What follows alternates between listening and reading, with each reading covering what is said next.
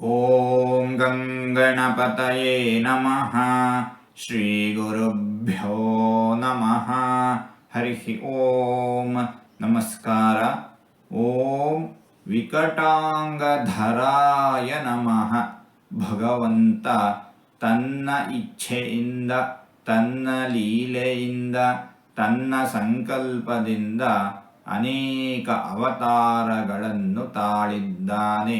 ಅತ್ಯಂತ ಸುಂದರನು ಭಗವಂತ, ಭಕ್ತವತ್ಸಲನು ಭಗವಂತ, ಕರುಣಾಮಯಿಯಾಗಿದ್ದಾನೆ ಭಗವಂತ. ದುಷ್ಟರಿಗೆ ಭಯಂಕರನಾಗಿ ಕಂಡುಬರುತ್ತಾನೆ ಭಗವಂತ. ಶಿಷ್ಟರಿಗೆ ಅಭಯಪ್ರದನಾಗಿ ಕಂಡುಬರುತ್ತಾನೆ ಭಗವಂತ. ಪ್ರಚಂಡ ಪರಾಕ್ರಮಿ ಭಗವಂತ.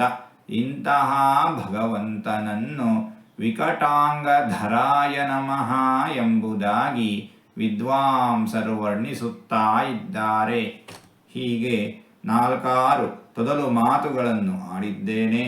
ಇದರಲ್ಲಿ ಏನಾದರೂ ತಪ್ಪುಗಳು ಇದ್ದರೆ ಆ ತಪ್ಪುಗಳನ್ನು ಬಿಟ್ಟು ಒಳ್ಳೆಯದು ಅಂತ ಏನಾದರೂ ಇದ್ದರೆ ಆ ಒಳ್ಳೆಯದನ್ನು ಮಾತ್ರ ಸ್ವೀಕರಿಸಬೇಕು ಅಂತ ಹೇಳಿ ಪ್ರಾರ್ಥನೆ.